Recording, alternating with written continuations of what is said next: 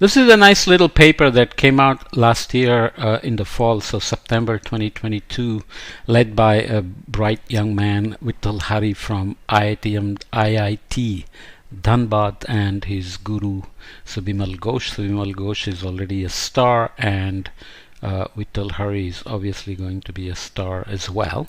They basically focus on the heat waves in the Indian subcontinent. Even though they talk about north central Indian region, these typically extend into Pakistan, and especially 2022 was a poster child for how extensive and intense and long-lasting these heat waves can be. Of course, I have argued that the 2022 season was dominated by anthropogenic forcing in terms of Arctic warming, and then natural variability like La Nina, which made the heat wave start early, be more intense, and extend further down into peninsular India, which also plays out in the winter, by the way. So some of those comments are coming out now as to why India is so cold so far down into the southern peninsula. Going back to this paper, we are looking here at death due to heat waves. So it's looking at all years. So histogram of mortality due to heat waves here, and you can see that the numbers are not stacked by years, but they are mostly based on frequencies. So heat waves during late May to early June tend to be more frequent, and here we are looking at those, and heat waves during March to mid-May are here in terms of mortalities. So mortalities in the later season heat waves tend to be higher than the early season heat waves, and 2022, as I said, was earlier and lasted longer as a season and extended over a much larger region. So how these are responding to anthropogenic forcing is a separate issue, which this paper addresses by looking at CMIP6 model projections, which we will come back to. So these are total annual heat wave deaths, but then they want to zoom down into the March to mid-May and May to early June heat waves in general for their analysis. And we are looking also at the risk map here, which this group has done for a while. Here they use the definition of risk being a multiplication of vulnerability and the hazard here being the heat wave.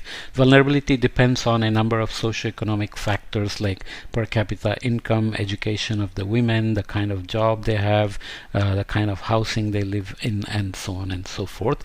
And if they then take the years, already you can see that the risk factor is higher here. In the IPCC definition, the risk is defined as vulnerability times hazard times exposure, so there is additional factor there, and I think it has now been modified to also include response. So this definition keeps varying. But going back to TXX anomaly, the maximum temperature for 3 days during this season, you can see that high mortality years have a much higher temperatures here in this region, which is the region of focus. They call it NCI, or North Central Indian region. Looking at the interannual variability of standardized TXX, so this is June TXS anomaly over the north central India, and these are the years where there are heat waves, and some of them jump well over the 1 standard deviation line here in the normalized TXX, and they also mark the high mortality years, and those are these red dots, and then also the El Nino years in terms of these gray-blue dots. They're supposed to be blue, I think, but they end up being gray here. It doesn't matter, but the main argument is in the paper is that El Niños do not explain many of the heat waves, and more than 60%, I think, or 65% are not related to El Nino, but I'll come back to this in a minute about the definition of El Nino here. Nonetheless, you can see that there are significant number of events going from 1951 to 2019 in terms of standardized TXX exceeding the one standard deviation, with mortalities being significant. If you look at the composite anomaly of TXX for the same period, you will see that there is a blob here that is much warmer than the rest of India, so that's the focus. And then they do some composite anomalies of SST and surface winds associated with these heat waves, and find that there is a strong signal here in the northeast Pacific to central Pacific, with this specific stretching pattern which is zoomed in here with a maximum amplitude in SST here, with winds blowing into it from the colder regions in the deep tropical Pacific. And this is typically what is referred to as the Pacific meridional mode, except that the Pacific meridional mode typically tends to be only in the northern hemisphere, but this paper also has a signature in the southern hemisphere in the so-called South Pacific Convergence Zone region. But there are other papers which argue that the El Nino forces a southern Pacific meridional mode as well. So the argument then is to say that this Pacific meridional mode affects the Walker cell or the zonal circulation in the Indo-Pacific region. You can go and look up my podcasts elsewhere on the Walker cell and also its relation to El Nino. So El Nino podcasts are there separately as well. So be as that may, there is another issue that's not heavily discussed here, is what is the relation between the Pacific meridional mode and the warming we generally see here. So this debate has been going on separately, because many years there is warming here and not here. So in that sense, this is now termed the Central Pacific El Nino or the dateline El Nino. Obviously those are all the El Ninos, including the canonical or Eastern Pacific El Ninos and the Central Pacific or dateline El Ninos, are associated with perturbation to the warm pool, so warm sea surface temperature region that is over the Indo-Pacific, maritime continent, convection, and so on, and that moves around and you get warming here, or sometimes only warming here but the cooling persists here. So whether that's an independent mode or whether it's part of the spectrum of El Nino and so on are all debated still very vehemently and vocally. But this connection proposed in this paper also goes through the perturbation to the Walker cell and the maritime continent convection, as we will see in a minute. In other words, the paper particularly tries to focus on mechanisms related to Pacific meridional mode, but you may want to do your own investigation as to whether that's the complete story or this story is yet to be told. The analysis includes the diagnostics that we just looked at, and then they do some model sensitivity experiments, as we will see here, and also future projections with CMIP6 array of models. So to convince the readers that in fact Pacific meridional mode and the heat waves over the north central Indian region are connected, they regress the Pacific meridional mode index, which is something you can read up. It's basically based on a combined EOF of sea surface temperatures and winds, which gives you a pattern like this, without the loading here being so strong.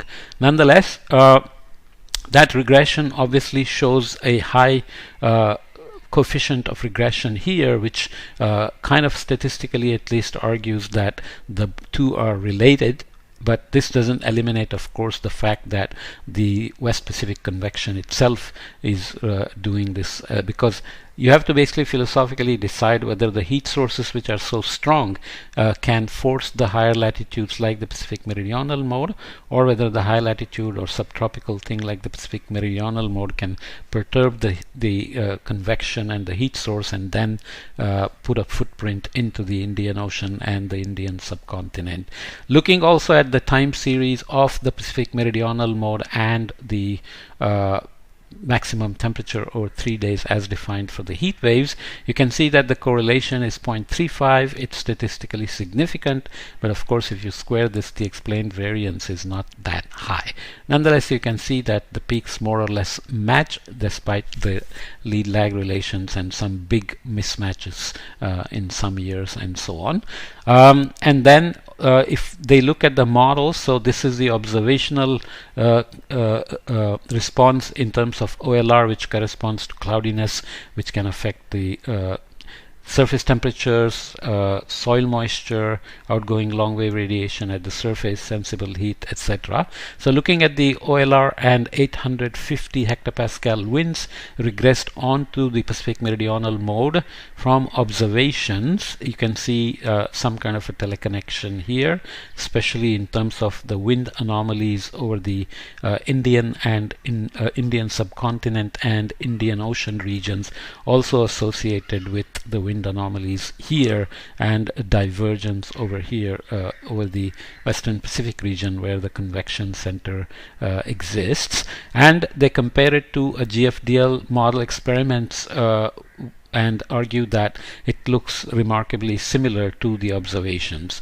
Are you convinced? Well, this is typically how it works. So assuming that the model is doing a reasonable rendition, they then look at the upper level circulation at 200 hectopascal velocity potential regressed onto the Pacific meridional mode in the observations and in the model simulations. And again, the argument is that the model does a reasonable rendition.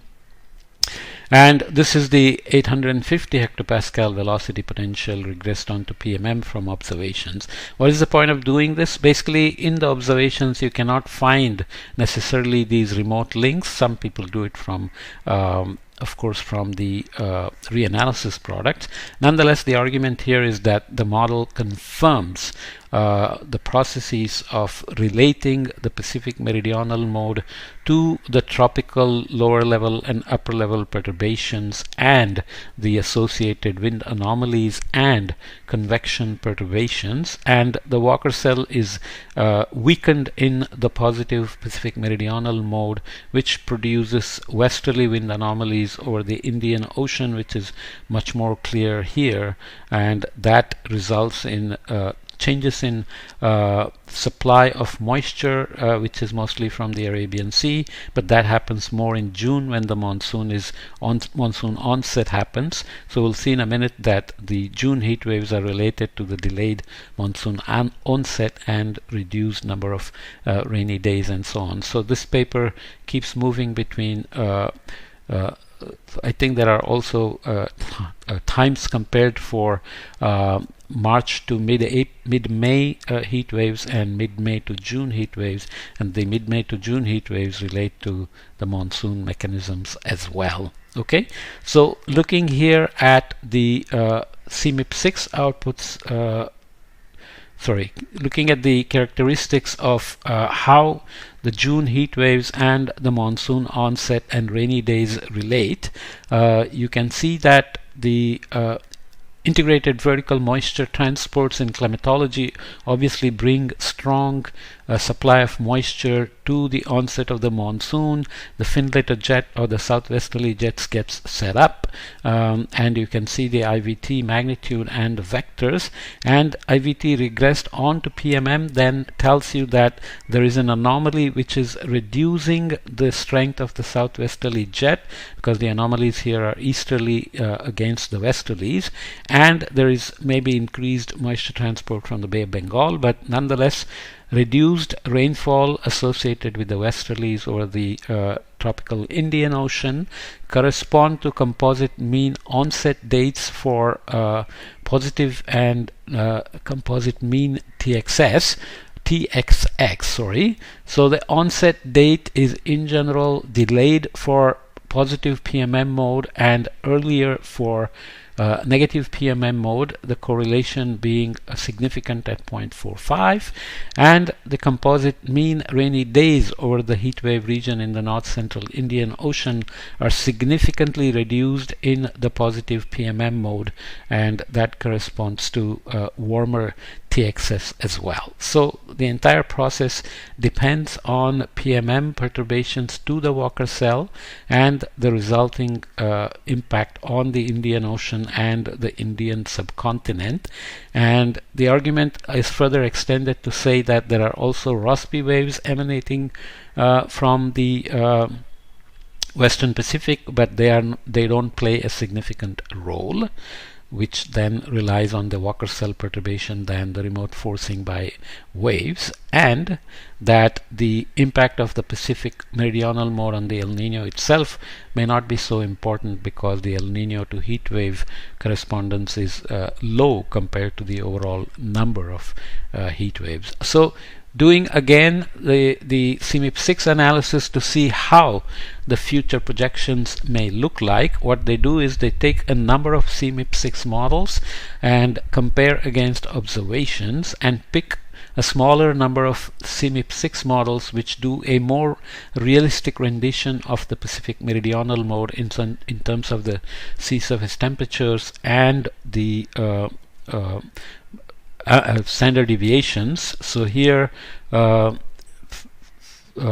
contours in B and C represent the standard deviation of the SSTs leading mode against the ensemble members. Okay, so they convince themselves and try to convince the readers that the models that do a good rendition of the Pacific meridional mode then say that for all the scenarios in the future, SSP1 2.6, SSP2 4.5 and so on, they see the difference of delta TXX, the heat wave amplitude for the future minus the historic period. So they consider the future as 2065 to 2100, and they argue that if you consider all the models, then the delta TXX is on a larger range, but if you consider just the models that have more realistic simulation, then they indicate an increase in the future heat wave amplitudes, and that's true for all scenarios. So as you know, SSP1 2.6 is a benign below the 2 degree C target, and then this is the middle of the road, and this is the business as usual scenario. And then they also look at delta TXX. Let's see, the figure unfortunately is not very well captured here. I don't know why that happened. Sorry, you can look up the paper for that. But this is basically showing the similar observations have been made even when a analyzed projected changes in the average surface temperature or the NCI region. So even without worrying about extreme temperatures as defined here as maximum of 3-day average, even the average increase temperature trend in the north central Indian Ocean show a uptick in the CMIP6 models in a similar way. So you can see the scales here are slightly different, but because here the warming is more than 2 degrees centigrade and the range here is higher from 5 to 6 degrees centigrade, this is more in the lower range and so on. The uncertainty bands are also larger, or the model ranges are also larger here. So the main story is that the Pacific meridional mode communicates through the Western Pacific, perturbation of the Walker cell, perturbation of the Indian Ocean, through the Walker cell, and the convection perturbations in the Indo-Pacific region into the subcontinent. And of course the next step is to see if this is the whole story or whether it's the perturbation in the Western Pacific convection itself that is doing this, and whether there is predictability coming from this. If Pacific meridional mode can be tracked, and if it shows that it's getting geared up, let's say in the early spring, can you say something about the heat waves in the later part of the spring? Any predictability you can get this way is going to be important. So read up the paper if you want more details. I've obviously always, as usual, made it a brief introduction. So let's leave it here for now, okay?